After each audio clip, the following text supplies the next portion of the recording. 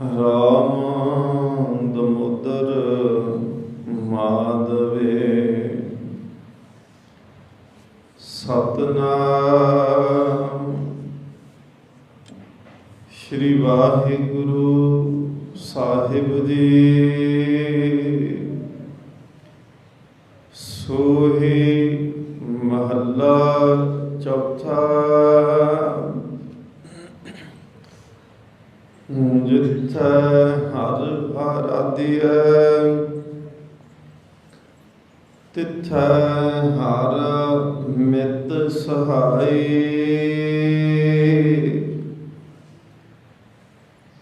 ਗੁਰ ਕਿਰਪਾ ਤੇ ਹਰਿ ਮਨ ਵਸੈ ਹੋਰਤ ਬਿਦ ਲਿਆ ਨਾ ਜਾਈ। ਜਿੱਥੈ ਹਰਿ ਆਰਾਧਿਐ ਤਿਥੈ ਹਰਿ ਮਿਤ ਸਹਾਈ। ਗੁਰ ਕਿਰਪਾ ਤੇ ਹਰਿ ਮਨ ਵਸੈ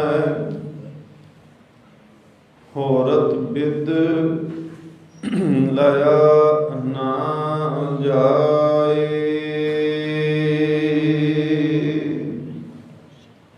ਵਾਹਿਗੁਰੂ ਜੀ ਕਾ ਖਾਲਸਾ ਵਾਹਿਗੁਰੂ ਜੀ ਕੀ ਫਤਿਹ। ਪਰਮ ਸਨਮਾਨਯੋਗ ਜੁਗੋ ਜੁਗ ਅਟਲ ਤਖਤ ਚਵਰ ਛਤਰ ਦੇ ਮਾਲਕ ਸਤਿਗੁਰੂ ਗੁਰੂ ਗ੍ਰੰਥ ਸਾਹਿਬ ਮਹਾਰਾਜ ਪਾਤਸ਼ਾਹ ਜੀ ਦੀ ਪਾਵਨ ਪਵਿੱਤਰ ਹਜ਼ੂਰੀ ਅੰਦਰ ਬ੍ਰਹਮ ਗਿਆਨੀ ਮਹਾਂਪੁਰਖ ਸੰਤ ਬਾਬਾ ਪ੍ਰੇਮ ਸਿੰਘ ਜੀ ਮੁਰਾਲੇ ਵਾਲਿਆਂ ਦੇ ਪਾਵਨ ਪਵਿੱਤਰ ਅਸਥਾਨਾਂ ਤੇ ਅੰਮ੍ਰਿਤ ਵੇਲੇ ਤਖਤਾਂ ਤੇ ਸੁਭਾਇਮਾਨ ਹੋ ਕਰ ਪਾਵਨ ਉਪਦੇਸ਼ ਹੁਕਮਨਾਮੇ ਦੇ ਰੂਪ ਦੇ ਵਿੱਚ ਸਤਿਗੁਰੂ ਮਹਾਰਾਜ ਜੀ ਨੇ ਬਖਸ਼ਿਸ਼ ਕੀਤਾ ਹੈ। ਇਹ ਅੱਜ ਦਾ ਪਾਵਨ ਫਰਮਾਨ ਸੂਹੀ ਰਾਗ ਦੇ ਅੰਦਰ ਚੌਥੇ ਪਾਤਸ਼ਾਹ ਧੰਨ ਗੁਰੂ ਰਾਮਦਾਸ ਮਹਾਰਾਜ ਸਤਿਗੁਰੂ ਜੀ ਦਾ ਉਚਾਰਨ ਕੀਤਾ ਹੋਇਆ ਸ਼੍ਰੀ ਗੁਰੂ ਗ੍ਰੰਥ ਸਾਹਿਬ ਮਹਾਰਾਜ ਪਾਤਸ਼ਾਹ ਜੀ ਦੇ ਪਾਵਨ ਪਵਿੱਤਰ ਅੰਗ 733 ਤੇ ਆਰੰਭ ਹੋ ਕੇ 734 ਅੰਗ ਤੇ ਇਸ ਪਾਵਨ ਹੁਕਮ ਦੀ ਸੰਪੂਰਨਤਾ ਹੈ। ਸਤਿਗੁਰੂ ਗੁਰੂ ਰਾਮਦਾਸ ਮਹਾਰਾਜ ਕਿਰਪਾ ਕਰਨ ਬਾਣੀ ਦੀ ਵਿਚਾਰ ਕਰ ਸਕੀਏ। ਕੱਲ ਤੋਂ ਗੁਰੂ ਨਾਨਕ ਦੇਵ ਮਹਾਰਾਜ ਪਾਤਸ਼ਾਹ ਜੀ ਦੇ ਜੀਵਨ ਦੀ ਸਤਿਗੁਰੂ ਮਹਾਰਾਜ ਜੀ ਦਾ ਗੁਰ ਇਤਿਹਾਸ ਦੀ ਇੱਕ ਲੜੀ ਪ੍ਰਾਰੰਭਤਾ ਕੀਤੀ ਹੈ। ਗੁਰੂ ਨਾਨਕ ਦੇਵ ਮਹਾਰਾਜ ਕਿਰਪਾ ਕਰਨ ਸੰਪੂਰਨਤਾ ਤੱਕ ਸਤਿਗੁਰੂ ਮਹਾਰਾਜ ਜੀ ਦਾ ਜੀਵਨ ਤੁਸ਼ ਬੁੱਧੀ ਅਨੁਸਾਰ ਵਿਚਾਰ ਸਕੀਏ, ਸਰਵਨ ਕਰ ਸਕੀਏ, ਤਾਂ ਕਿ ਸਾਡਾ ਜੀਵਨ ਦਾ ਮਨੋਰਥ, ਜੀਵਨ ਦਾ ਲਾਹਾ ਸਾਨੂੰ ਪ੍ਰਾਪਤ ਹੋ ਸਕੇ। ਆਪ ਸੰਗਤ ਕਿਰਪਾ ਕਰੋ। ਸਭ ਤੋਂ ਪਹਿਲਾਂ ਆਓ ਗੁਰੂ ਚਰਨਾਂ ਦੇ ਵਿੱਚ ਹਾਜ਼ਰੀ ਲਗਾਉਣਾ ਕਰੀਏ। ਮਨ ਬਿਰਤੀਆਂ ਕਰੋ ਇਕਾਗਰ, ਅਦਬ ਪਿਆਰ ਸਤਿਕਾਰ ਦੇ ਨਾਲ ਰਸਨਾ ਨੂੰ ਕਰੋ ਪਵਿੱਤਰ। ਉਚਾਰਨ ਕਰੋ ਜੀ ਸਤਨਾਮ ਸ਼੍ਰੀ। ਫਿਰ ਸਾਰੀ ਸੰਗਤ ਕਰੋ ਜੀ ਕਿਰਪਾ, ਆਖੋ ਜੀ ਸਤਨਾਮ ਸ਼੍ਰੀ। ਸਤਿਗੁਰੂ ਗੁਰੂ ਨਾਨਕ ਦੇਵ ਮਹਾਰਾਜ ਪਾਤਸ਼ਾਹ ਜੀ ਦੇ ਸੰਸਾਰ ਦੇ ਵਿੱਚ ਆਉਣ ਤੋਂ ਪਹਿਲਾਂ ਦੇ ਕੱਲ ਆਪਾਂ ਗੱਲ ਕੀਤੀ ਸੀ, ਵਿਚਾਰ ਕੀਤੀ ਸੀ ਕਿ ਹਾਲਾਤ ਕਿਵੇਂ ਦੇ ਸੀ ਉਸ ਵੇਲੇ।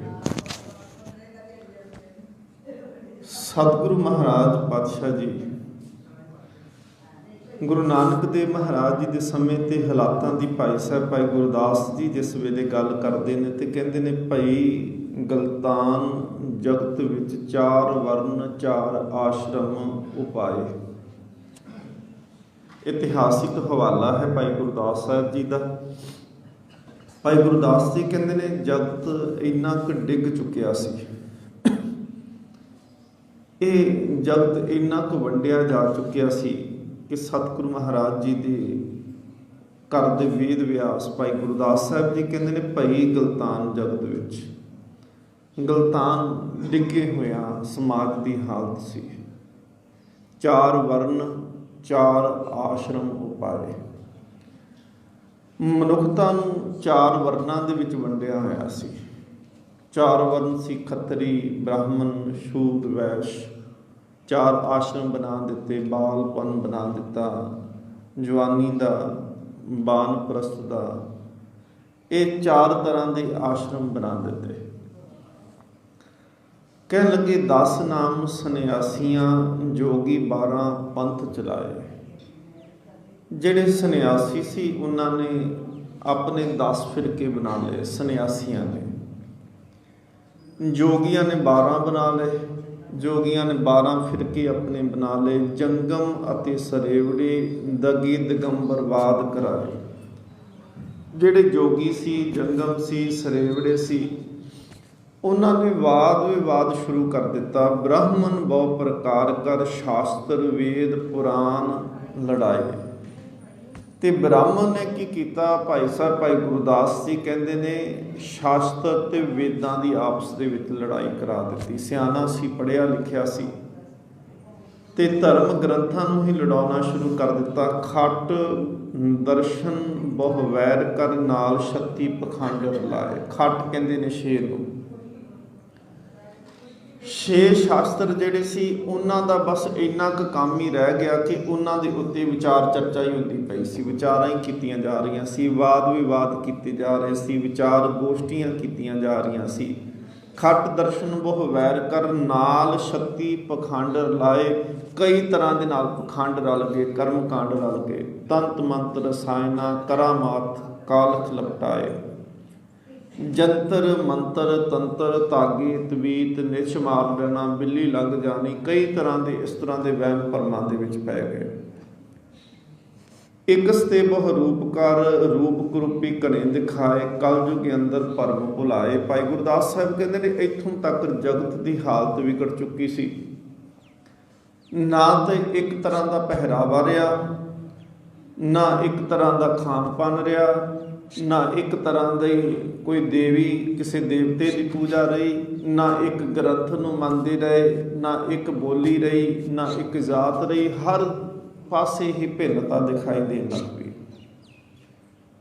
ਔਰ ਇੱਕ ਵਿਦਵਾਨ ਇੱਥੋਂ ਤੱਕ ਲਿਖਦਾ ਹੈ, ਉਹ ਕਹਿੰਦਾ ਹੈ ਕਿ ਜਿਨ੍ਹਾਂ ਦੇ ਦੇਵੀ ਦੇਵਤੇ ਆਪਸ ਦੇ ਵਿੱਚ ਲੜਦੇ ਪਏ ਨੇ, ਜੰਗਾਂ ਕਰਦੇ ਪਏ ਨੇ, ਯੁੱਧ ਕਰਦੇ ਪਏ ਨੇ, ਕਹਿੰਦੇ ਉਹਨਾਂ ਨੂੰ ਮੰਨਣ ਵਾਲਿਆਂ ਦਾ ਹਾਲਾਤ ਕਿਵੇਂ ਦੇ ਹੋਣਗੇ? ਮੰਨਣ ਵਾਲਿਆਂ ਦੇ ਹਾਲਾਤ ਕੀ ਹੋ ਸਕਦੇ ਆ? ਕਹਿੰਦੇ ਅਸਲ ਦੇ ਵਿੱਚ ਭਾਈ ਗੁਰਦਾਸ ਸਾਹਿਬ ਜੀ ਕਹਿੰਦੇ ਨੇ, ਜਿੱਥੇ ਮਜ਼ਹਬ ਕਰਕੇ, ਰੂਪ ਕਰਕੇ, ਰੰਗ ਕਰਕੇ, ਅਹੁਦੇ ਕਰਕੇ, ਨਸਲ ਕਰਕੇ, ਖਾਣ ਪੀਣ ਕਰਕੇ, ਧਰਮ ਗ੍ਰੰਥਾਂ ਕਰਕੇ, ਦੇਵੀ ਦੇਵਤੇ ਰਹਿਬਰਾਂ ਕਰਕੇ ਹਰੇਕ ਤਰ੍ਹਾਂ ਦੀ ਭਿੰਨਤਾ ਸੀ, ਭੇਦਭਾਵ ਸੀ। ਉੱਥੇ ਕਿਸੇ ਸੰਸਾਰ ਦੇ ਵਿੱਚ, ਉਸ ਵਰਗੇ ਜਗਤ ਦੇ ਵਿੱਚ ਆ ਕੇ ਤੇ ਸੰਸਾਰ ਨੂੰ ਰੱਬ ਵਾਲੇ ਪਾਸੇ ਤੋਰਨਾ ਇੱਕ ਬੜੀ ਔਖੀ ਗੱਲ ਸੀ। ਤੇ ਉਸ ਵੇਲੇ ਧੰਨ ਗੁਰੂ ਨਾਨਕ ਦੇਵ ਮਹਾਰਾਜ ਜੀ ਦਾ ਪ੍ਰਕਾਸ਼ ਹੋਣਾ ਹੈ। ਇੱਕ ਨਗਰ ਹੈ ਤਰਨ ਤਾਰਨ ਤੋਂ ਜਦੋਂ ਹਰੀਕੇ ਨੂੰ ਜਾਂਦੇ ਆ ਤੇ ਉਸ ਰਸਤੇ ਦੇ ਵਿੱਚ ਨਸ਼ਹਿਰਾ ਪੰਨੂਆ, ਤੇ ਉਹਦੇ ਤੋਂ ਇੱਕ ਰਸਤਾ ਨਿਕਲਦਾ ਹੈ ਚੜ੍ਹਦੇ ਵਾਲੇ ਪਾਸੇ ਨੂੰ, ਉੱਤਰ ਪੂਰਬ ਦਿਸ਼ਾ ਨੂੰ। ਉੱਥੇ ਇੱਕ ਪਿੰਡ ਹੈ ਜਿੰਦਾ ਨਾਂ ਹੈ ਪੱਠੇਵਿੰਡ। ਪੱਠੇਵਿੰਡ ਪਿੰਡ ਦਾ ਨਾਂ ਹੈ। ਔਰ ਉਸ ਪੱਠੇਵਿੰਡ ਦੇ ਵਿੱਚ ਇੱਕ ਖੱਤਰੀ ਪਰਿਵਾਰ ਦਾ, ਇੱਕ ਬੇਦੀਆਂ ਦਾ, ਬੇਦੀ ਜਾਤ ਦੇ ਵਿੱਚੋਂ, ਖੱਤਰੀ ਜਾਤ ਦੇ ਵਿੱਚੋਂ ਬੇਦੀ ਉਹਨਾਂ ਦੀ ਕੁੱਲ ਹੈ, ਤੇ ਰਾਮ ਨਾਰਾਇਣ ਉਹਦਾ ਨਾਂ ਹੈ। ਉਹਦੇ ਅੱਗੇ ਪੁੱਤਰ ਦਾ ਨਾਂ ਹੈ ਸ਼ਿਵ ਨਾਰਾਇਣ। ਸ਼ਿਵ ਨਾਰਾਇਣ ਦਾ ਵਿਆਹ ਹੁੰਦਾ ਹੈ ਬਨਾਰਸੀ ਦੇਵੀ ਦੇ ਨਾਲ। ਬਨਾਰਸੀ ਦੇਵੀ ਤੇ ਸ਼ਿਵ ਨਾਰਾਇਣ ਦੇ ਘਰ ਦੇ ਵਿੱਚ 2 ਪੁੱਤਰਾਂ ਨੇ ਜਨਮ ਲਿਆ। ਪਹਿਲੇ ਪੁੱਤਰ ਦਾ ਨਾਂ ਰੱਖਿਆ ਗਿਆ ਮਹਿਤਾ ਕਲਿਆਣ ਦਾਸ ਜੀ, ਜਿਹਨੂੰ ਅਸੀਂ ਬਾਬਾ ਕਾਲੂ ਜੀ ਵੀ ਕਰਕੇ ਕਹਿੰਦੇ ਸੀ, ਮਹਿਤਾ ਕਾਲੂ ਜੀ। ਦੂਸਰੇ ਪੁੱਤਰ ਦਾ ਨਾਂ ਸੀ ਲਾਲੂ ਜੀ। ਮਹਿਤਾ ਸ਼ਬਦ ਗੁਰੂ ਨਾਨਕ ਦੇਵ ਮਹਾਰਾਜ ਪਾਤਸ਼ਾਹ ਜੀ ਨੇ ਆਪਣੀ ਹੀ ਬਾਣੀ ਦੇ ਵਿੱਚ ਆਸਾ ਕੀ ਵਾਰ ਦੇ ਵਿੱਚ ਵਰਤਿਆ ਹੈ, ਲੱਭ ਪਾਪ ਦੋਵੇਂ ਰਾਜਾ ਮਹਿਤਾ। ਜਦੋਂ ਤੁਸੀਂ ਖੱਤਰੀਆਂ ਦੀ ਜਿਹੜੀ ਸਬ ਕਾਸਟ ਨੂੰ ਤੁਸੀਂ ਦੇਖਦੇ, ਉਹਦੇ ਵਿੱਚ ਮਹਿਤਾ ਜਾਤ ਹੈ ਉਹਨਾਂ ਦੀ। ਮਹਿਤਾ ਇੱਕ ਗੋਤ ਕਹੀ ਜਾਂਦੀ ਹੈ, ਸਬ ਕਾਸਟ ਕਹੀ ਜਾਂਦੀ ਹੈ। ਪਰ ਇੱਕ ਬੰਦੇ ਦੀਆਂ ਦੋ ਸਬ ਕਾਸਟ ਨਹੀਂ ਹੋ ਸਕਦੀਆਂ, ਦੋ ਤਰ੍ਹਾਂ ਦੀ ਉਹਦੇ ਨਾਂ ਦੇ ਨਾਲ ਸਰਨੇਮ ਨਹੀਂ ਲੱਗ ਸਕਦੇ। ਇੱਕ ਪਾਸੇ ਉਹ ਬੇਦੀ ਨੇ ਤੇ ਦੂਸਰੇ ਪਾਸੇ ਮਹਿਤੇ ਨਹੀਂ ਹੋ ਸਕਦੇ ਸੀ। ਮੈਨੂੰ ਪੁੱਛਿਆ ਵੀ ਸੀ, ਸਵਾਲ ਵੀ ਪੁੱਛਿਆ ਸੀ, ਕਹਿੰਦੇ ਮਹਿਤੇ ਦਾ ਅਰਥ ਕੀ ਹੈ, ਮਹਿਤਾ ਕਿਉਂ ਕਹਿੰਦੇ ਸੀ। ਫਿਰ ਜਦੋਂ ਗੁਰਬਾਣੀ ਨੂੰ ਧਿਆਨ ਦੇ ਨਾਲ ਪੜ੍ਹੀਏ ਤੇ ਬਾਣੀ ਸਾਨੂੰ ਉੱਤਰ ਕਈ ਤਰ੍ਹਾਂ ਦੇ ਜਾਂਦੀ। ਜਿਹੜੇ ਸਾਡੇ ਮਨ ਦੇ ਵਿੱਚ ਸ਼ੰਕੇ ਹੁੰਦੇ ਨੇ, ਗੁਰਬਾਣੀ ਹੀ ਉਹਨਾਂ ਸ਼ੰਕਿਆਂ ਨੂੰ ਦੂਰ ਕਰਦੀ ਹੈ। ਜਦੋਂ ਸਤਿਗੁਰੂ ਮਹਾਰਾਜ ਜੀ ਦੀ ਬਾਣੀ ਪੜ੍ਹੀ ਦੀ ਹੈ ਤੇ ਉਹਦੇ 'ਚ ਸਤਿਗੁਰੂ ਮਹਾਰਾਜ ਕਹਿੰਦੇ ਨੇ, ਲੱਭ ਪਾਪ, ਲੱਭ ਲੋਭ, ਲੱਭ ਚਸਕਾ, ਜੀਭ ਦਾ ਚਸਕਾ ਸਵਾਦ। ਲੱਭ ਪਾਪ, ਜਿਹੜਾ ਲੱਭ ਹੈ ਉਹ ਪਾਪ ਤੇ ਇਹ ਦੋ ਜਾਣੇ ਨੇ, ਇੱਕ ਹੈ ਰਾਜਾ ਤੇ ਇੱਕ ਹੈ ਮਹਿਤਾ। ਮਹਿਤਾ ਕਹਿੰਦੇ ਨੇ ਵਜ਼ੀਰ ਸਲਾਹਕਾਰ ਨੂੰ। ਕਹਿੰਦੇ ਨੇ ਪਾਪ ਰਾਜਾ ਬਣ ਕੇ ਬੈਠਾ ਹੈ ਤੇ ਲੋਭ ਜਿਹੜਾ ਹੈ, ਲੱਭ ਜਿਹੜਾ ਹੈ, ਜੀਭ ਦਾ ਚਸਕਾ ਜਿਹੜਾ ਹੈ, ਉਹ ਉਹਦਾ ਵਜ਼ੀਰ ਬਣ ਕੇ ਬੈਠਾ ਹੈ। ਇਸ ਕਰਕੇ ਉਹ ਵਜ਼ੀਰ ਵਾਸਤੇ ਮਹਿਤਾ ਸ਼ਬਦ ਵਰਤਿਆ ਜਾਂਦਾ ਸੀ ਪੁਰਾਣੇ ਸਮਿਆਂ ਦੇ ਵਿੱਚ। ਤੇ ਜਿਹੜਾ ਬਾਦਸ਼ਾਹ ਸੀ ਉਹਨੂੰ ਮੀਰ ਸ਼ਬਦ ਦੇ ਨਾਲ ਸੰਬੋਧਨ ਕਰਦੇ ਹੁੰਦੇ ਸੀ। ਬਾਦਸ਼ਾਹ ਨੂੰ ਮੀਰ ਕਹਿਣਾ ਤੇ ਜਿਹੜਾ ਵਜ਼ੀਰ ਸੀ ਉਹਨੂੰ ਮਹਿਤਾ ਕਹਿ ਦੇਣਾ। ਇਹਨਾਂ ਦੇ ਘਰ ਦੇ ਵਿੱਚ ਦੋ ਪੁੱਤਰਾਂ ਦਾ ਜਨਮ ਹੋਇਆ। ਬਨਾਰਸੀ ਦੇਵੀ ਜੀ ਉਹਨਾਂ ਦੀ ਮਾਤਾ ਜੀ ਨੇ, ਮਹਿਤਾ ਕਾਲੂ ਜੀ ਤੇ ਬਾਬਾ ਲਾਲੂ ਜੀ, ਇਹ ਦੋਨੋਂ ਭਰਾ ਨੇ। ਗੁਰੂ ਨਾਨਕ ਦੇਵ ਮਹਾਰਾਜ ਜੀ ਦੀ ਜੇ ਕੁੱਲ ਦੀ ਗੱਲ ਕੀਤੀ ਜਾਵੇ ਤਾਂ ਗੁਰੂ ਨਾਨਕ ਦੇਵ ਮਹਾਰਾਜ ਸਤਿਗੁਰੂ ਜੀ ਦੇ ਪਿਤਾ ਜੀ ਮਹਿਤਾ ਕਲਿਆਣ ਦਾਸ ਨੇ ਤੇ ਚਾਚਾ ਜੀ ਦਾ ਨਾਮ ਹੈ ਲਾਲੂ ਜੀ। ਇੱਕ ਲਾਗੇ ਹੀ ਨਗਰ ਹੈ ਜਾਮਾ ਰਾਏ। ਜਾਮਾ ਰਾਏ ਜਿਹੜਾ ਹੈ ਉਹ ਜਿਹਨੂੰ ਅਸੀਂ ਰਾਏ ਬੁਲਾਰ ਕਹਿੰਦੇ ਆ, ਉਹਦੇ ਦਾਦੇ ਦਾ ਨਾਮ ਹੈ ਜਾਮਾ ਰਾਏ। ਉਹਦਾ ਅੱਗੇ ਪੁੱਤਰ ਹੈ ਰਾਏ ਭੋਏ। ਰਾਏ ਭੋਏ ਜਿਹੜਾ ਸੀ ਉਹ ਪਾਕਿਸਤਾਨ ਦੇ ਵਿੱਚ, ਜਿਹੜਾ ਅਸੀਂ ਨਨਕਾਣਾ ਸਾਹਿਬ ਜਿਹਨੂੰ ਅੱਜ ਅਸੀਂ ਕਹਿੰਦੇ ਆ, ਉਹ ਉੱਥੇ ਗਿਆ ਤੇ ਇੱਕ ਨਗਰ ਵਸਾ ਦਿੱਤਾ ਆਪਣੇ ਹੀ ਨਾਮ ਤੇ, ਰਾਏ ਭੋਏ। ਤਲਵੰਡੀ ਰਾਏ ਭੋਏ ਦੀ ਤਲਵੰਡੀ ਨਾ, ਕਿਉਂਕਿ ਤਲਵੰਡੀਆਂ ਕਈ ਹੋ ਜਾਂਦੀਆਂ ਨੇ। ਅਸੀਂ ਸੁਲਤਾਨਪੁਰ ਲੋਧੀ ਨੂੰ ਜਾਂਦੇ ਹਾਂ, ਰਸਤੇ ਦੇ ਵਿੱਚ ਵੀ ਤਲਵੰਡੀ ਚੌਧਰੀਆਂ ਆ ਜਾਂਦਾ, ਹੋਰ ਕਈ ਤਲਵੰਡੀਆਂ ਨੇ। ਸੋ ਇਸ ਕਰਕੇ ਉੱਥੇ ਤਲਵੰਡੀ ਦਾ ਨਾਂ ਕੀ ਰੱਖਿਆ ਗਿਆ, ਰਾਏ ਭੋਏ ਦੀ ਤਲਵੰਡੀ। ਰਾਏਪੁਰ ਵੀ ਕਿਹਾ ਗਿਆ, ਰਾਏ ਭੋਏ ਦੀ ਤਲਵੰਡੀ ਵੀ ਉਹਨੂੰ ਕਿਹਾ ਗਿਆ। ਅੱਗੇ ਉਹਦਾ ਪੁੱਤਰ ਹੈ ਰਾਏ ਬੁਲਾਰ। ਰਾਏ ਬੁਲਾਰ ਅੱਤ ਦਾ ਪਿਆਰ ਕਰਦਾ ਹੈ ਮਹਿਤਾ ਕਾਲੂ ਨਾਲ। ਲਾਗੇ ਲਾਗੇ ਦੋਨੋਂ ਪਿੰਡ ਨੇ, ਪੱਠੇ ਪਿੰਡ ਵੀ ਲਾਗੇ ਪੈਂਦਾ ਹੈ ਤੇ ਜਾਮਾ ਰਾਏ ਵੀ ਲਾਗੇ, ਇਸ ਤਰਨਤਾਰਨ ਡਿਸਟ੍ਰਿਕਟ ਦੇ ਵਿੱਚ ਪੈਂਦੇ ਨੇ। ਇਹਨਾਂ ਨੇ ਬੁਲਾਵਾ ਭੇਜ ਕੇ ਮਹਿਤਾ ਕਾਲੂ ਪਰਿਵਾਰ ਸਮੇਤ ਉੱਥੇ ਸੱਦ ਲਿਆ। ਮਹਿਤਾ ਕਾਲੂ ਜੀ ਉਸ ਨਗਰ ਦੇ ਵਿੱਚ ਉਹਨਾਂ ਨੇ ਆਪਣਾ ਜਿਹੜਾ ਸੀ ਉਹਨੂੰ ਖਾਸਮ ਖਾਸ ਵਜ਼ੀਰ ਲਾ ਲਿਆ, ਆਪਣੇ ਮੇਨ ਅਹੁਦੇ ਤੇ ਲਾ ਦਿੱਤਾ, ਪਟਵਾਰੀ ਦੀ ਕਾਰ ਸੌਂਪ ਦਿੱਤੀ। ਇਹ ਜਿਹੜਾ ਬਹਿਲੋਲ ਇੱਕ ਰਾਜਾ ਹੋਇਆ ਹੈ, ਬਹਿਲੋਲ ਇੱਕ ਦਸਤਗੀਰ ਪੀਰ ਵੀ ਹੋਇਆ ਹੈ ਜਿਹਨੂੰ ਗੁਰੂ ਨਾਨਕ ਦੇਵ ਮਹਾਰਾਜ ਮਿਲੇ, ਇਹਦਾ ਨਾਮ ਹੀ ਬਹਿਲੋਲ ਹੈ ਤੇ ਇਹ ਲੋਧੀ ਪਰਿਵਾਰ ਦੇ ਵਿੱਚੋਂ ਹੈ। ਇਹਦੇ ਰਾਜ ਦੇ ਵਿੱਚ ਬਹਿਲੋਲ ਲੋਧੀ ਨੇ ਰਾਏ ਬੁਲਾਰ ਨੂੰ ਤਲਵੰਡੀ ਦਾ ਇਲਾਕਾ ਜਿਹੜਾ ਸੀ ਉਹ ਸੌਂਪ ਦਿੱਤਾ। ਰਾਏ ਭੋਏ ਦੀ ਤਲਵੰਡੀ ਦਾ ਉਹਨੂੰ ਨਵਾਬ ਲਾ ਦਿੱਤਾ। ਬੜਾ ਤਕੜਾ ਹੁੰਦਾ ਜ਼ਿਮੀਂਦਾਰਾ ਚੱਲ ਪਿਆ। ਇਸ ਧਰਤੀ ਦੇ ਉੱਪਰ ਧੰਨ ਗੁਰੂ ਨਾਨਕ ਦੇਵ ਮਹਾਰਾਜ ਜੀ ਦਾ ਹੁਣ ਪ੍ਰਕਾਸ਼ ਹੋਣਾ ਹੈ। ਸਤਿਗੁਰੂ ਗੁਰੂ ਨਾਨਕ ਦੇਵ ਮਹਾਰਾਜ ਜੀ ਦੇ ਪ੍ਰਕਾਸ਼ ਦੇ ਪ੍ਰਥਾਏ ਭਾਈ ਸਾਹਿਬ ਭਾਈ ਗੁਰਦਾਸ ਜੀ ਕਹਿੰਦੇ ਨੇ ਕਿ ਇਸ ਤਰ੍ਹਾਂ ਸੀ ਜਿਵੇਂ ਮੁੱਦਤਾਂ ਤੋਂ ਹਨੇਰਾ ਹੋਵੇ ਤੇ ਉਸ ਹਨੇਰੇ ਦੇ ਵਿੱਚ ਇੱਕਦਮ ਜਦੋਂ ਸੂਰਜ ਨਿਕਲ ਆਵੇ, ਇੱਕਦਮ ਚਾਨਣ ਹੋ ਜੇ ਤੇ ਉਹ ਮੁੱਦਤਾਂ ਦਾ, ਹਜ਼ਾਰਾਂ ਸਾਲਾਂ ਦਾ ਹਨੇਰਾ ਸੀ, ਇੱਕ ਛਿਣ ਦੇ ਵਿੱਚ ਦੂਰ ਹੋ ਗਿਆ। ਭਾਈ ਸਾਹਿਬ ਭਾਈ ਗੁਰਦਾਸ ਸਾਹਿਬ ਜੀ ਨੇ ਬਚਨ ਕਹੇ, ਸਤਿਗੁਰੂ ਨਾਨਕ ਪ੍ਰਗਟਿਆ। ਸ਼ਬਦ ਉਹਨਾਂ ਨੇ ਕਿਹਾ ਪ੍ਰਗਟ ਹੋਏ ਨੇ ਗੁਰੂ ਨਾਨਕ ਦੇਵ ਮਹਾਰਾਜ। ਉਹਨਾਂ ਨੇ ਜਨਮ ਸ਼ਬਦ ਨਹੀਂ ਵਰਤਿਆ, ਹਾਲਾਂਕਿ ਗੁਰੂ ਅਰਜਨ ਦੇਵ ਮਹਾਰਾਜ ਜਨਮ ਸ਼ਬਦ ਵਰਤਦੇ ਨੇ। ਸਤਿਗੁਰੂ ਮਹਾਰਾਜ ਪਾਤਸ਼ਾਹ ਕਹਿੰਦੇ ਨੇ ਜੰਮਿਆ ਪੂਤ ਭਗਤ ਗੋਬਿੰਦ ਕਾ, ਉਸ ਪਰਮਾਤਮਾ ਦਾ ਪੁੱਤਰ। ਜਦੋਂ ਪਹਿਲੋਂ ਦਾ ਸਮਾਂ ਦੇਖਿਆ ਜਾਂਦਾ ਸੀ, ਕਹਿੰਦੇ ਉਸ ਵੇਲੇ ਜਿਹੜੇ ਤਾਂ ਵੇਦਾਂਤੀ ਸੀ, ਵੇਦਾਂਤੀ ਦਾ ਅਰਥ ਹੈ ਵੇਦਾਂ ਨੂੰ ਮੰਨਣ ਵਾਲੇ, वेदांती का अर्थ है जिहड़े वेदां दे पाठी होवन, वेदां का ज्ञान रखण वाले होवन, समझ रखण वाले होवन। जिन्ना साडे अकाल तख्त साहिब के साबका जथेदार भी सी जोगिंदर सिंह जी वेदांती लाउंदे सी, क्योंकि उन्होंने वेदांत की बहुत सारी समझ है, व्याकरण तो बहुत सियाने ने। वेदांती जदों सब तो अखीरली अवस्था ते पहुँच जाता है, उच्चली अवस्था ते पहुँच जाता है, तो उनके मुख तो एक शब्द निकलता है अहं ब्रह्मस्य। शब्द की निकलता है अहं। अहंग का मतलब होंदा मैं, ब्रह्मस्य मैं ब्रह्म का रूप हो गया है।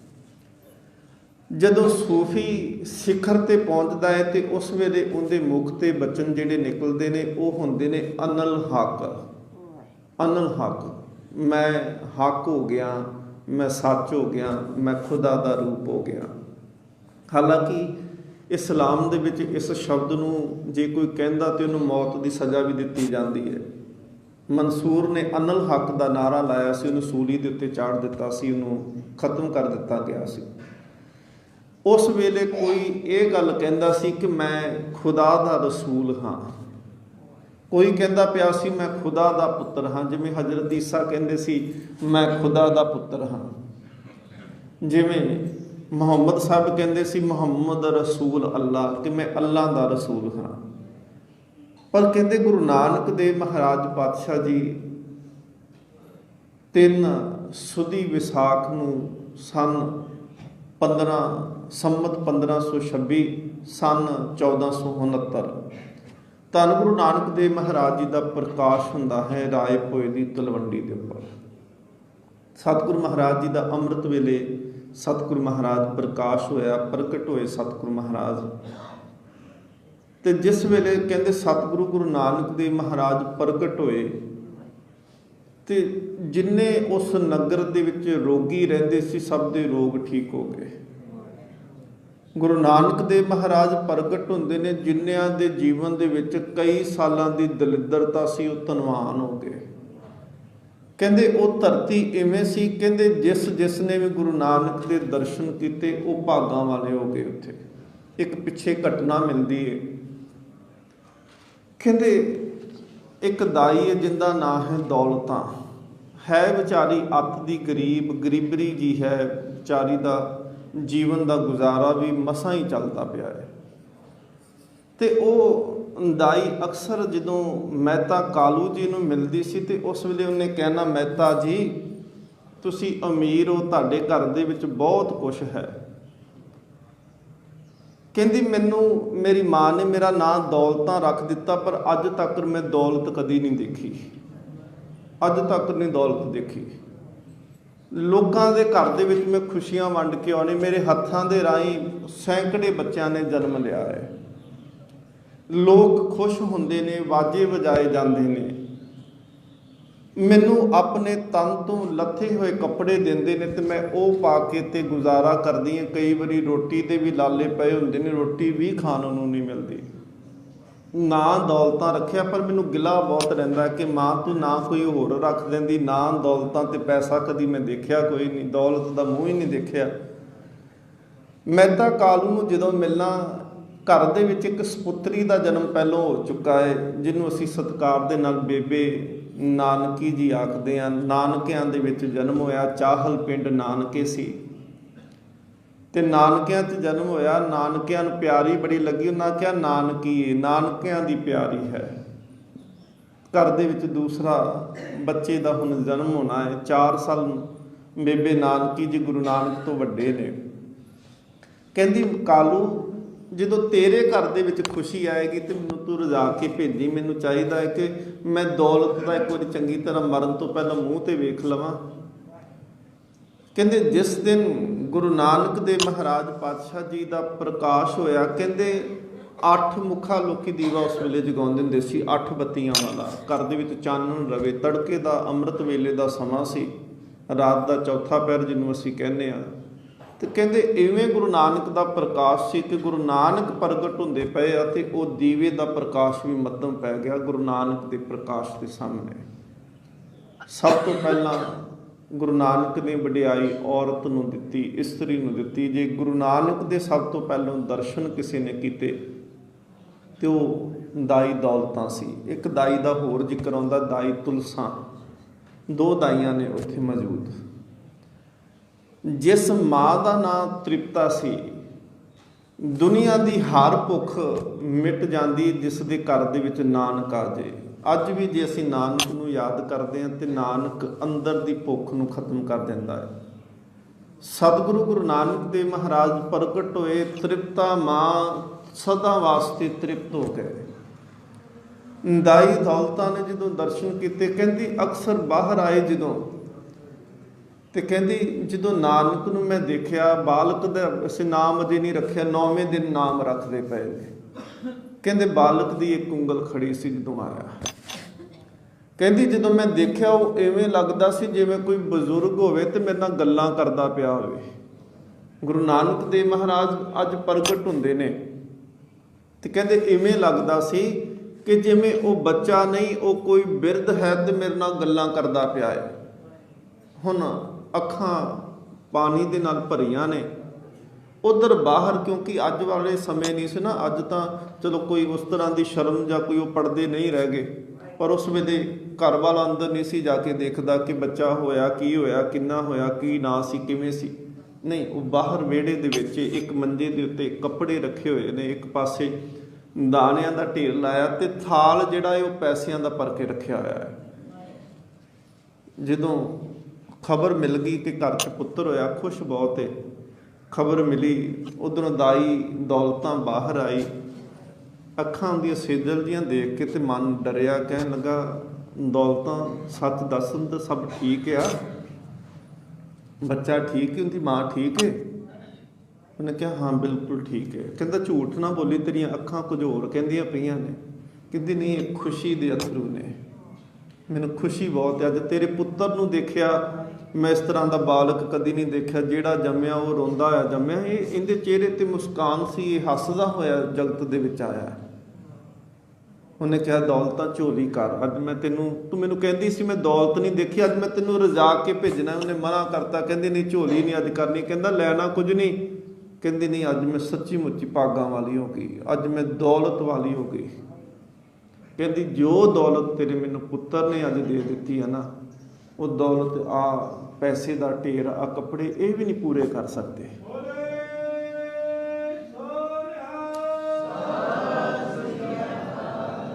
ਉੱਥੇ ਜਦੋਂ ਦੂਸਰੀ ਦਾਈ ਦਾ ਜ਼ਿਕਰ ਆਉਂਦਾ, ਕਹਿੰਦੇ ਉਸ ਵੇਲੇ ਫਿਰ ਉਹਨੇ ਮਹਿਤਾ ਕਾਲੂ, ਕਸਤੂਰੀ ਬੜੀ ਮਹਿੰਗੀ ਤੇ ਖੁਸ਼ਬੂਦਾਰ ਹੁੰਦੀ ਹੈ। ਕਹਿੰਦੇ ਉਹਨੇ ਕਸਤੂਰੀ ਕੱਢ ਕੇ ਜਿੰਨੇ ਉੱਥੇ ਸੇਵਾਦਾਰ ਸੀ, ਜਿੰਨੇ ਉੱਥੇ ਹੋਰ ਨਾਲ ਉੱਥੇ ਸੇਵਾ ਕਰਨ ਵਾਲੇ ਸੀ, ਉਹਨਾਂ ਸਭ ਨੂੰ ਥੋੜ੍ਹੀ ਥੋੜ੍ਹੀ ਕਸਤੂਰੀ ਦਿੱਤੀ। ਤੁਲਸਾ ਨੇ ਕਿਹਾ ਸੀ, ਕਹਿਣ ਲੱਗੀ ਮਹਿਤਾ ਕਾਲੂ, ਜਿਵੇਂ ਤੂੰ ਆ ਕਸਤੂਰੀ ਆ ਖੁਸ਼ਬੂ ਵੰਡਦਾ ਪਿਆ ਹੈ ਨਾ, ਸਾਨੂੰ ਇਵੇਂ ਲੱਗਦਾ ਹੈ ਤੇਰੇ ਪੁੱਤਰ ਨੇ ਜਗਤ ਨੂੰ ਇਵੇਂ ਖੁਸ਼ਬੂ ਵੰਡ ਦੇਣੀ ਹੈ। ਔਲ ਲੈ ਕੇ ਗਈ, ਮਾਂ ਦੀ ਔਲ, ਗੁਰੂ ਨਾਨਕ ਦੇਵ ਮਹਾਰਾਜ ਜੀ ਦੀ ਉਹ ਔਲ, ਜਿਹਦੇ ਵਿੱਚ ਸਤਿਗੁਰੂ ਮਹਾਰਾਜ ਪਾਤਸ਼ਾਹ ਜੀ 10 ਮਹੀਨੇ ਸਤਿਗੁਰੂ ਮਹਾਰਾਜ ਰਹੇ ਨੇ। ਜਦੋਂ ਲੈ ਕੇ ਗਈ ਤੇ ਪ੍ਰਾਚੀਨ ਪੰਥ ਪ੍ਰਕਾਸ਼ ਲਿਖਦਾ ਹੈ, ਜਾਂ ਪੁਰਾਤਨ ਜਨਮ ਸਾਖੀ ਦਾ ਕਰਤਾ ਕਹਿੰਦਾ, ਜਿਸ ਵੇਲੇ ਔਲ ਦੱਬਣ ਵਾਸਤੇ ਮਿੱਟੀ ਪੁੱਟੀ ਗਈ, ਔਲ ਨੂੰ ਰੱਖਿਆ, ਕਹਿੰਦੇ ਉਹ ਜੰਗਲ, ਉਹ ਉਜਾੜ ਦਾ ਇਲਾਕਾ ਇਵੇਂ ਰੁਸ਼ਨਾ ਗਿਆ ਜਿਵੇਂ ਬੜਾ ਪਤਾ ਨਹੀਂ ਕਿੰਨੇ ਕੁ ਉੱਥੇ ਸੂਰਜ ਚੜ੍ਹੇ ਹੋਣ।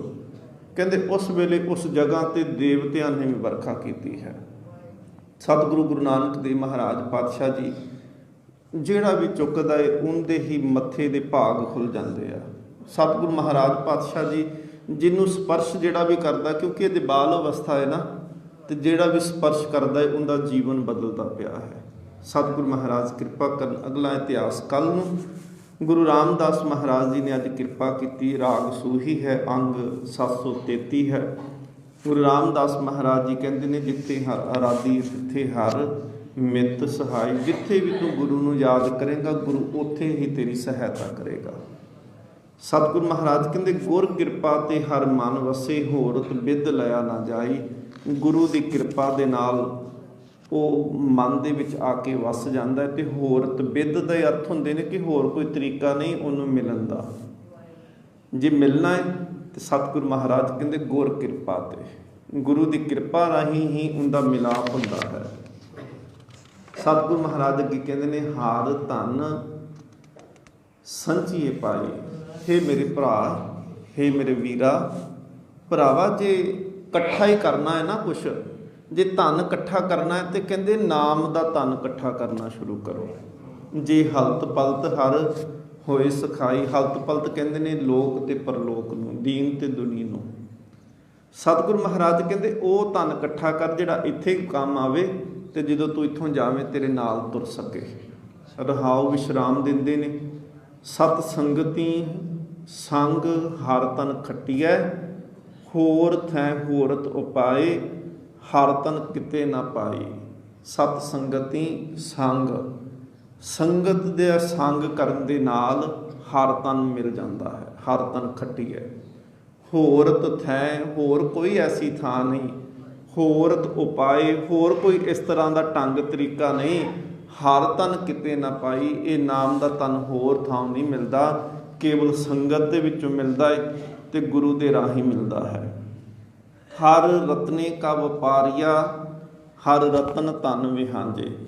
ਜਿਹੜੇ ਤਾਂ ਰਤਨਾਂ ਦੇ ਵਪਾਰੀ ਹੁੰਦੇ ਨੇ, ਰਤਨ ਦੇ ਇੱਥੇ ਅਰਥ ਨੇ ਨਾਮ ਦਾ ਵਪਾਰੀ ਜਿਹੜਾ ਹੈ, ਜਿਹਦੇ ਮਨ ਦੇ ਵਿੱਚ ਨਾਮ ਜਪਣ ਦੀ ਇੱਛਾ ਪੈਦਾ ਹੋ ਗਈ।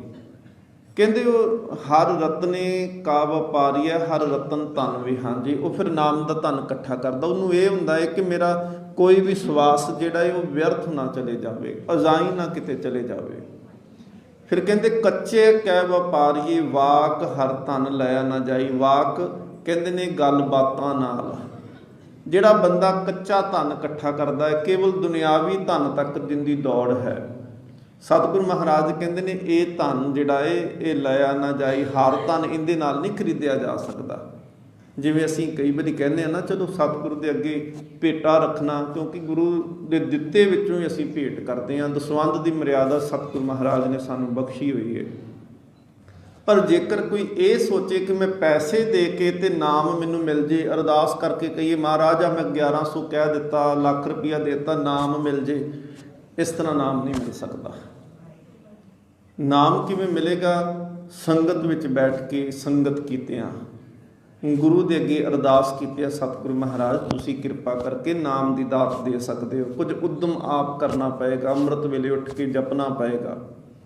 ਸਤਿਗੁਰੂ ਮਹਾਰਾਜ ਕਹਿੰਦੇ ਗੱਲਾਂ ਬਾਤਾਂ ਨਾਲ ਨਹੀਂ ਜੀ ਮਿਲ ਸਕਦਾ। ਜੇ ਪੈਸੇ ਨਾਲ ਵੀ ਰੱਬ ਮਿਲਦਾ ਹੁੰਦਾ ਤੇ ਸਤਿਗੁਰੂ ਮਹਾਰਾਜ ਜੀ ਦੀ ਬਾਣੀ ਕਹਿੰਦੀ ਰਾਮਨ ਹੁਤੇ ਸੋ ਰੰਕ ਨਹਿ ਜਿਨ ਸਿਰ ਦੀਨੇ ਕਾਟ। ਰਾਮਨ ਕੋਈ ਗਰੀਬ ਥੋੜਾ ਸੀ, ਉਹਨੂੰ ਸਿਰ ਦੇਣਾ ਪਿਆ। ਬੜਾ ਅਮੀਰ ਸੀ, ਸੋਨੇ ਦੀ ਹੁੰਦੀ ਲੰਕਾ ਸੀ, ਸਾਡੇ ਤੇ ਇੱਟਾਂ ਪੱਥਰਾਂ ਦੇ ਘਰ ਆ ਨਾ। ਉਹ ਲੰਕਾ ਦੇ ਕੇ ਵੀ ਰੱਬ ਨੂੰ ਖਰੀਦ ਸਕਦਾ ਸੀ, ਪਰ ਨਹੀਂ, ਉਹਨੇ ਸਿਰ ਦੇ ਕੇ ਰੱਬ ਨੂੰ ਪ੍ਰਾਪਤ ਕੀਤਾ, ਨਾਮ ਮਿਲਿਆ ਉਹਨੂੰ। ਹਰ ਧਨ ਰਤਨ ਜਵੇਹਰ ਮਾਨਕ, ਹਰ ਧੰਨੇ ਨਾਲ ਅੰਮ੍ਰਿਤ ਵੇਲੇ ਵੱਤੇ, ਹਰ ਭਗਤੀ ਹਰ ਲਿਵ ਲਾਈ। ਸਤਿਗੁਰੂ ਮਹਾਰਾਜ ਕਹਿੰਦੇ ਹਰ ਧਨ ਰਤਨ ਜਵੇਹਰ ਮਾਨਕ। ਪਰਮਾਤਮਾ ਦਾ ਨਾਮ ਰੂਪੀ ਧਨ ਕੀ ਆ? ਰਤਨ ਆ, ਜਵੇਹਰ ਆ, ਮਾਨਕ ਆ, ਬੜੇ ਹੀ ਕੀਮਤੀ ਵਸਤੂ ਹੈ। ਹਰ ਧੰਨੇ ਨਾਲ, ਹਰ ਨਾਮ ਦੇ ਨਾਲ ਸਤਿਗੁਰੂ ਮਹਾਰਾਜ ਕਹਿੰਦੇ ਅੰਮ੍ਰਿਤ ਵੇਲੇ ਵੱਤੇ। ਅਸਲ 'ਚ ਕਹਿੰਦੇ ਵੱਤਰ ਹੁੰਦਾ ਹੈ ਨਾ, ਕੋਈ ਫਸਲ ਬੀਜਣੀ ਹੋਵੇ ਤਾਂ। ਹੁਣ ਬਾਹਰ ਪੈਲੀ ਸੁੱਕੀ ਪਈ ਹੈ, ਨਾ ਹੱਲ ਫੇਰਿਆ, ਨਾ ਸੁਹਾਗਾ ਫੇਰਿਆ, ਨਾ ਪਾਣੀ ਲਾਇਆ, ਤੇ ਬੀਜ ਖਿਲਾਰ ਕੇ ਆ ਜਾਈਏ ਤੇ ਉੱਥੇ ਉੱਗੇਗਾ ਕੀ ਜੀ? ਉੱਥੋਂ ਸਤਿਗੁਰੂ ਮਹਾਰਾਜ ਕਹਿੰਦੇ ਅੰਮ੍ਰਿਤ ਵੇਲੇ ਵੱਤੈ। ਵੱਤਰ ਕੀ ਆ? ਨਾਮ ਬੀਜਣ ਦਾ। ਸਤਿਗੁਰੂ ਮਹਾਰਾਜ ਕਹਿੰਦੇ ਅੰਮ੍ਰਿਤ ਵੇਲਾ, ਹਰ ਭਗਤੀ ਹਰ ਲਿਵ ਲਾਈ। ਭਗਤਾਂ ਨੇ ਅੰਮ੍ਰਿਤ ਵੇਲੇ ਨਾਮ ਧਨ ਦੇ ਨਾਲ ਸਤਿਗੁਰੂ ਮਹਾਰਾਜ ਕਹਿੰਦੇ ਨੇ ਉਹਨਾਂ ਨੇ ਬੀਜਣਾ ਸ਼ੁਰੂ ਕਰ ਦਿੱਤਾ। ਹਰ ਧਨ ਅੰਮ੍ਰਿਤ ਵੇਲਾ ਵੱਤੇ ਕਾ ਬੀਜਿਆ, ਭਗਤ ਖਾਏ ਖਰਚ ਰਹੇ ਨਿਖੁੱਟੇ ਨਾਹੀ। ਤੇ ਕਹਿੰਦੇ ਜਿਨ੍ਹਾਂ ਨੇ ਵੀ ਅੰਮ੍ਰਿਤ ਵੇਲੇ ਇਹ ਨਾਮ ਰੂਪੀ ਧਨ ਬੀਜ ਦਿੱਤਾ ਹੈ, ਅੰਮ੍ਰਿਤ ਵੇਲੇ ਜਿਨ੍ਹਾਂ ਨੇ ਇਹ ਧਨ ਇਕੱਠਾ ਕਰ ਲਿਆ ਹੈ, ਸਤਿਗੁਰੂ ਮਹਾਰਾਜ ਪਾਤਸ਼ਾਹ ਕਹਿੰਦੇ ਨੇ ਭਗਤ ਖਾਏ ਖਰਚ ਰਹੇ ਨਿਖੁੱਟੇ ਨਾਹੀ। ਇਹਨੂੰ ਜਿੰਨਾ ਮਰਜ਼ੀ ਫਿਰ ਖਾਈ ਜਾਓ, ਜਿੰਨਾ ਮਰਜ਼ੀ ਇਹਨੂੰ ਫਿਰ ਵੰਡੀ ਜਾਓ, ਇਹ ਕਦੀ ਵੀ ਨਿਖੁੱਟੇ ਦਾ ਅਰਥ ਹੁੰਦਾ ਹੈ ਕਿ ਮੁੱਕਦਾ ਹੀ ਨਹੀਂ, ਕਦੀ ਖਤਮ ਹੀ ਨਹੀਂ ਹੁੰਦਾ। ਜਿੰਨਾ ਮਰਜ਼ੀ ਇਹਨੂੰ ਵੰਡੀ ਜਾਓ, ਜਿੰਨਾ ਮਰਜ਼ੀ ਇਹਨੂੰ ਖਾਈ ਜਾਓ। ਸਤਿਗੁਰੂ ਮਹਾਰਾਜ ਅੱਗੇ ਕਿਰਪਾ ਕਰਦੇ ਨੇ, ਕਹਿੰਦੇ ਹਲਤ ਪਲਤ ਹਰ ਧੰਨੇ ਕੀ, ਭਗਤਾਂ ਕੋ ਮਿਲੀ ਵਡਿਆਈ। ਹਲਤ ਇਸ ਲੋਕ ਤੇ ਪਲਤ ਉਸ ਲੋਕ 'ਚ। ਭਗਤਾਂ ਨੂੰ, ਨਾਮ ਜਪਣ ਵਾਲਿਆਂ ਨੂੰ ਇਸ ਨਾਮ ਧਨ ਕਰਕੇ ਵਡਿਆਈ ਪ੍ਰਾਪਤ ਹੋ ਜਾਂਦੀ ਹੈ। ਹਰ ਧਨ ਨਿਰਭਉ ਸਦਾ ਸਦਾ ਅਸਥਿਰ ਹੈ ਸਾਚਾ। ਸਤਿਗੁਰੂ ਮਹਾਰਾਜ ਕਹਿੰਦੇ ਇਹ ਨਾਮ ਰੂਪੀ ਧਨ ਨਿਰਭਉ ਹੈ। ਨਿਰਭਉ ਜਪੇ ਸਗਲ ਭਉ ਮਿਟੇ। ਜਿਹੜਾ ਨਾਮ ਨੂੰ ਜਪਦਾ ਹੈ ਨਾ, ਨਿਰਭਉ ਨੂੰ ਜਪਦਾ ਹੈ, ਕਹਿੰਦੇ ਉਹਦੇ ਵੀ ਭੈ ਮੁੱਕ ਜਾਂਦੇ ਨੇ, ਜਨਮ ਮਰਨ ਦੇ ਮੁੱਕ ਜਾਂਦੇ ਨੇ, ਜਮਾਂ ਦੇ ਮੁੱਕ ਜਾਂਦੇ ਨੇ, ਦਲਿੱਦਰਤਾ ਦੇ ਮੁੱਕ ਜਾਂਦੇ ਨੇ, ਗਰੀਬੀ ਦੇ ਮੁੱਕ ਜਾਂਦੇ ਨੇ, ਦੁੱਖਾਂ ਦੇ ਮੁੱਕ ਜਾਂਦੇ ਨੇ। ਜਿੰਨੇ ਵੀ ਤਰ੍ਹਾਂ ਦੇ ਤੁਸੀਂ ਭੈ ਗਿਣੋਗੇ, ਉਹ ਸਾਰਿਆਂ ਭੈ ਦਾ, ਉਸ ਸਾਰੀਆਂ ਬਿਮਾਰੀਆਂ ਦਾ ਇੱਕੋ ਹੀ ਇਲਾਜ ਹੈ, ਨਾਮ ਜਪਣਾ ਸ਼ੁਰੂ ਕਰ ਦਿਓ। ਸਤਿਗੁਰੂ ਮਹਾਰਾਜ ਕਹਿੰਦੇ ਨੇ, ਇਹ ਹਰ ਧਨ ਅਗਨੀ ਤਸਕਰੈ ਪਾਣੀਐ ਜਮਦੂਤੈ ਕਿਸੇ ਕਾ ਗਵਾਇਆ ਨਾ ਜਾਈ। ਜਿਹੜਾ ਇਹ ਨਾਮ ਦਾ ਧਨ ਹੈ, ਇਹਨੂੰ ਅੱਗ 'ਚ ਤੁਸੀਂ ਪਾ ਕੇ ਸਾੜ ਨਹੀਂ ਸਕਦੇ। ਤਸਕਰੇ ਦੇ ਅਰਥ ਹੁੰਦੇ ਨੇ ਕਿ ਇਹਨੂੰ ਚੋਰ ਚੋਰੀ ਕਰਕੇ ਨਹੀਂ ਲੈ ਕੇ ਜਾ ਸਕਦਾ। ਪਾਣੀਏ, ਇਹਨੂੰ ਤੁਸੀਂ ਪਾਣੀ 'ਚ ਪਾ ਕੇ ਵੀ ਨਹੀਂ ਡੋਬ ਸਕਦੇ। ਤੇ ਸਭ ਤੋਂ ਵੱਡੀ ਗੱਲ, ਸਤਿਗੁਰੂ ਮਹਾਰਾਜ ਕਹਿੰਦੇ ਜਮਦੂਤੈ, ਜਮਦੂਤਾਂ ਦਾ ਡਰ ਵੀ ਨਹੀਂ ਰਹਿ ਜਾਂਦਾ। ਕਿਸੇ ਕਾ ਗਵਾਇਆ ਨਾ ਜਾਈ, ਇਹਨਾਂ 'ਚ ਨਾ ਅੱਗ ਸਾੜ ਸਕਦੀ, ਨਾ ਚੋਰ ਚੋਰੀ ਕਰ ਸਕਦਾ, ਨਾ ਪਾਣੀ ਦੇ ਵਿੱਚ ਗਾਲਿਆ ਡੋਬਿਆ ਜਾ ਸਕਦਾ, ਨਾ ਜਮਦੂਤ ਹੋ ਕੇ ਲਿਜਾ ਸਕਦੇ ਨੇ। ਹਰ ਧਨ ਕੋ ਉਚਕਾ ਨੇੜ ਨਾ ਆਵੇ। ਸਤਿਗੁਰੂ ਮਹਾਰਾਜ ਪਾਤਸ਼ਾਹ ਕਹਿੰਦੇ ਨੇ, ਚੁੱਕ ਕੇ ਲੈ ਕੇ ਜਾਣ ਵਾਲਾ, ਉਹ ਚੱਕਾ ਚੁੱਕ ਕੇ ਖੜਨ ਵਾਲਾ। ਹਰ ਧਨ ਕੋ, ਨਾਮ ਧਨ ਨੂੰ ਕੋਈ ਚੁੱਕ ਕੇ ਨਹੀਂ ਲੈ ਕੇ ਜਾ ਸਕਦਾ। ਜਮ ਜਗਾਤੀ ਡੰਡ ਨਾ ਲਗਾਈ। ਜਗਾਤੀ ਕਹਿੰਦੇ ਨੇ ਕਰ ਲਾਉਣ ਵਾਲਿਆਂ ਨੂੰ, ਜਗਾਤ ਲਾਉਣ ਵਾਲਿਆਂ ਨੂੰ। ਸਤਿਗੁਰੂ ਮਹਾਰਾਜ ਕਹਿੰਦੇ ਇਹਨੂੰ ਕੋਈ ਡੰਡ ਵੀ ਨਹੀਂ ਲਾ ਸਕਦਾ, ਇਹਨੂੰ ਕੋਈ ਸਜ਼ਾ ਨਹੀਂ ਲਾ ਸਕਦਾ, ਇਹਨੂੰ ਕੋਈ ਟੈਕਸ ਨਹੀਂ ਲਾ ਸਕਦਾ। ਸਾਕਤੀ ਪਾਪ ਕਰਕੇ ਵਿਖਿਆ ਧਨ ਸੰਚਿਆ। ਸਾਕਤੀ ਦੇ ਇੱਥੇ ਅਰਥ ਨੇ ਕਿ ਜਿਹੜੇ ਤਾਂ ਸਾਕਤ ਨੇ, ਮਾਇਆ ਦੇ ਵਿੱਚ ਫਸੇ ਹੋਏ ਨੇ, ਮਨਮੁਖ ਜੀਵ ਨੇ, ਮਨ ਦੇ ਪਿੱਛੇ ਤੁਰਨ ਵਾਲੇ ਨੇ, ਕਹਿੰਦੇ ਉਹਨਾਂ ਨੇ ਪਾਪ ਕਰਕੇ। ਹੁਣ ਦੇਖੋ ਸਤਿਗੁਰੂ ਮਹਾਰਾਜ ਕਹਿੰਦੇ ਬਾਣੀ 'ਚ, ਪਾਪਾਂ ਬਾਝੋਂ ਹੋਵੇ ਨਾਹੀ, ਮੋਇਆ ਸਾਥ ਨਾ ਜਾਈ। ਪਾਪ ਤੋਂ ਬਗੈਰ ਧਨ ਨਹੀਂ ਇਕੱਠਾ ਕੀਤਾ ਜਾ ਸਕਦਾ। ਜਿਹਦੇ ਕੋਲ ਬਹੁਤ ਆ, ਇਹਦਾ ਮਤਲਬ ਉਹ ਬਹੁਤ ਪਾਪ ਕਰਦਾ ਹੋਏਗਾ। ਸਤਿਗੁਰੂ ਮਹਾਰਾਜ ਕਹਿੰਦੇ ਜਿਹੜਾ ਦਸਾਂ ਨੌਵਾਂ ਦੀ ਕਿਰਤ ਕਰਦਾ, ਮਹਾਰਾਜ ਉਹਨੂੰ ਗੁਜਰਾਨ, ਦੌਲਤ ਗੁਜਰਾਨ ਬਹੁਤ ਦਿੰਦਾ ਹੈ, ਉਹਦੀ ਲੋੜਾਂ ਪੂਰੀਆਂ ਹੋ ਜਾਂਦੀਆਂ, ਕਮੀ ਨਹੀਂ ਰਹਿਣ ਦਿੰਦਾ। ਪਰ ਜਿਹੜਾ ਕਹਿੰਦਾ ਨਾ ਕਿ ਮੈਂ ਜੋੜ ਜਾਵਾਂ ਅਗਲਿਆਂ ਵਾਸਤੇ ਵੀ, ਉਹ ਪਾਪ ਜ਼ਰੂਰ ਕਰਦਾ ਹੈ। ਸਤਿਗੁਰੂ ਕਹਿੰਦੇ ਨੇ, ਸਾਕਤੀ ਪਾਪ ਕਰਕੇ ਵਿਖਿਆ ਧਨ ਸੰਚਿਆ। ਵਿਖਿਆ ਕਹਿੰਦੇ ਨੇ ਜ਼ਹਿਰ ਨੂੰ, ਕਹਿੰਦੇ ਇਹ ਜ਼ਹਿਰ ਇਕੱਠਾ ਕਰ ਲਿਆ ਪਾਪ ਕਰ ਕਰਕੇ। ਸਤਿਗੁਰੂ ਕਹਿੰਦੇ ਪਏ ਨੇ, ਇੱਕ ਵਿਖ ਤਿਨਾ ਇੱਕ ਵਿਖ ਨਾਲ ਨਾ ਜਾਈ। ਵਿਖ ਕਹਿੰਦੇ ਨੇ ਇੱਕ ਪੈਰ, ਕਹਿੰਦੇ ਇੱਕ ਪੈਰ ਵੀ ਇਹ ਧਨ ਨਾਲ ਨਹੀਂ ਉਹਨਾਂ ਦੇ ਤੁਰਨਾ। ਅੱਗੇ ਸਤਿਗੁਰੂ ਮਹਾਰਾਜ ਕਹਿੰਦੇ ਨੇ, ਹਲਤੇ ਵਿੱਚ ਸਾਕਤ ਦੁਹੇਲੇ ਭਏ, ਹੱਥੋਂ ਛੁੜਕ ਗਿਆ ਅੱਗੇ ਪਲਤ ਸਾਕਤ ਹਰ ਦਰਗੇ ਢੋਈ ਨਾ ਪਾਈ। ਹਲਤੇ ਕਹਿੰਦੇ ਨੇ ਇਸ ਲੋਕ ਦੇ ਵਿੱਚ, ਕਹਿੰਦੇ ਦੁਹੇਲੇ ਭਏ, ਕਹਿੰਦੇ ਨੇ ਦੁਖੀ ਹੋ ਗਏ। ਇੱਥੇ ਪਾਪ ਕੀਤਾ ਸੀ ਤੇ ਦੁਖੀ ਤੇ ਹੋਣਾ ਸੀ। ਕਹਿੰਦੇ ਹੱਥੋਂ ਛੁੜਕ ਗਿਆ। ਕਹਿੰਦੇ ਕਈ ਵਾਰੀ ਇੱਦਾਂ ਵੀ ਹੁੰਦਾ ਕਿ ਦੁਨਿਆਵੀ ਧਨ ਲੋਕੀ ਖੋ ਕੇ ਲੈ ਜਾਂਦੇ ਨੇ, ਜਿਉਂਦਿਆਂ ਜੀ ਬਾਪੂ ਦਾ ਅੰਗੂਠਾ ਲਾ ਲੈਂਦੇ ਨੇ, ਤੂੰ ਕੀ ਕਰਨਾ, ਤੇ ਮੁੜ ਕੇ ਮਾਰਦੇ ਨੇ ਲੱਤ ਕੇ, ਚੱਲ ਬਾਪੂ ਉੱਥੇ ਅਨਾਥ ਆਸ਼ਰਮ 'ਚ ਵੀ ਛੱਡ ਕੇ ਆ ਜਾਂਦੇ ਆ। ਸਤਿਗੁਰੂ ਮਹਾਰਾਜ ਕਹਿੰਦੇ ਹੱਥੋਂ ਛੁੜਕ ਗਿਆ, ਇੱਥੇ ਵੀ ਕੋਈ ਕੰਮ ਨਹੀਂ ਆਇਆ। ਅੱਗੇ ਪਲਟ ਕੇ ਅਗਲੇ ਪਾਸੇ ਜਦੋਂ ਦਰਗਾਹ ਦੇ ਵਿੱਚ ਜਾਣਾ ਸੀ, ਇਸ ਦੁਨੀਆ ਨੂੰ ਛੱਡ ਕੇ ਗਿਆ। ਸਾਕਤ ਹਰ ਦਰਗੇ ਢੋਈ ਨਾ ਪਾਈ, ਉਹਨੂੰ ਦਰਗਾਹ ਦੇ ਵਿੱਚ ਵੀ ਢੋਈ ਨਾ ਮਿਲੀ। ਇਸ ਹਰ ਧਨ ਕਾ ਸ਼ਾਹੋ ਹਰ ਆਪ ਹੈ ਸੰਤੋ। ਸ਼ਾਹੋ ਕਹਿੰਦੇ ਆ ਮਾਲਕ ਨੂੰ, ਇੱਥੇ ਸਾਹੋ ਨਹੀਂ ਕਹਿਣਾ। ਸਾਹੋ ਦੇ ਅਰਥ ਹੁੰਦੇ ਨੇ ਸ਼ਾਹੋ ਸ਼ਬਦ ਜਦੋਂ ਅਸੀਂ ਫਾਰਸੀ 'ਚ ਵਰਤਦੇ, ਮਾਲਕ ਜਿਹਨੂੰ ਕਹਿ ਦਿੰਦੇ ਮਾਲਕ, ਧਨੀ। ਕਹਿੰਦੇ ਇਸ ਧਨ ਦਾ ਮਾਲਕ ਜਿਹੜਾ ਹੈ ਉਹ ਰੱਬ ਵਾਹਿਗੁਰੂ ਆਪ ਹੈ। ਤੇ ਜਿਸ ਨੂੰ ਦੇ ਸੋ ਹਰ ਤਨ ਲੱਦ ਚਲਾਏ। ਤੇ ਜਿਹਨੂੰ ਉਹ ਦੇ ਦਿੰਦਾ ਹੈ ਨਾ ਇਨਾਮ ਧਨ, ਕਹਿੰਦੇ ਉਹ ਐਵੇਂ ਲੱਦ ਕੇ ਤੁਰਦਾ ਜਿੱਦਾਂ ਵਪਾਰੀ ਨਹੀਂ ਗੱਡੇ ਲੱਦ ਕੇ ਭਰ ਕੇ ਗੱਡੀਆਂ ਲੱਦ ਕੇ ਤੁਰ ਪੈਂਦੇ, ਕਿਵੇਂ ਐਵੇਂ ਉਹ ਨਾਮ ਜਪ ਕੇ ਲੱਦ ਕੇ ਤੁਰਦੇ ਨੇ। ਇਸ ਹਰ ਧੰਨੇ ਕਾ ਟੋਟਾ ਕਦੇ ਨਾ ਆਵੇ। ਇਸ ਨਾਮ ਧਨ ਦਾ ਟੋਟਾ ਘਾਟ ਕਦੇ ਵੀ ਨਹੀਂ ਆਉਂਦੀ। ਜਨ ਨਾਨਕ ਕੋ ਗੁਰ ਸੋਝੀ ਪਾਈ। ਗੁਰੂ ਨਾਨਕ ਦੇਵ ਮਹਾਰਾਜ ਚੌਥੇ ਨਾਨਕ ਧੰਨ ਗੁਰੂ ਰਾਮਦਾਸ ਮਹਾਰਾਜ ਕਹਿੰਦੇ, ਇਸ ਕਰਕੇ ਮੈਨੂੰ ਗੁਰੂ ਨੇ ਇਹ ਸੋਝੀ ਦੇ ਦਿੱਤੀ। ਜਨ ਨਾਨਕ ਕੋ ਗੁਰ ਸੋਝੀ ਪਾਈ। ਗੁਰੂ ਅਮਰਦਾਸ ਨੇ ਇਹ ਸੋਝੀ ਦਿੱਤੀ ਹੈ ਕਿ ਨਾਮ ਧਨ ਜਿਹੜਾ ਹੈ ਹਮੇਸ਼ਾ ਉਹੀ ਸਾਥ ਨਿਭਾ ਲਾਏ। ਉਸ ਤੋਂ ਬਗੈਰ ਕੋਈ ਐਸਾ ਧਨ ਹੋਰ ਨਹੀਂ ਜਗਤ ਦੇ ਵਿੱਚ ਜਿਹਨੂੰ ਜਪਿਆ ਜਾਏ, ਜਿਹਨੂੰ ਖਾਧਾ ਜਾਏ ਤੇ ਉਹ ਮੁੱਕੇ ਨਾ। ਦੁਨੀਆ ਦੇ ਧਨ ਮੁੱਕ ਜਾਂਦੇ ਨੇ, ਨਾਮ ਧਨ ਹਮੇਸ਼ਾ ਹੀ ਰਹਿੰਦਾ ਹੈ। ਸਤਿਗੁਰ ਮਹਾਰਾਜ ਕਿਰਪਾ ਕਰ, ਨਾਮ ਜਪੀਏ ਤੇ ਜੀਵਨ ਸਫਲਾ ਹੋ ਜਾਏ। ਬੋਲਦਿਆਂ ਹੋਈਆਂ ਬੇਅੰਤ ਭੁੱਲਾਂ ਦੀ ਖਿਮਾ। ਮਿਲਾਓ ਫਤਿਹ ਆਖੋ ਜੀ। ਵਾਹਿਗੁਰੂ ਜੀ ਕਾ ਖਾਲਸਾ, ਵਾਹਿਗੁਰੂ ਜੀ ਕੀ ਫਤਿਹ। ਵਾਹਿਗੁਰੂ ਜੀ ਕੀ ਫਤਿਹ। ਵਾਹਿਗੁਰੂ ਜੀ ਕੀ ਫਤਿਹ।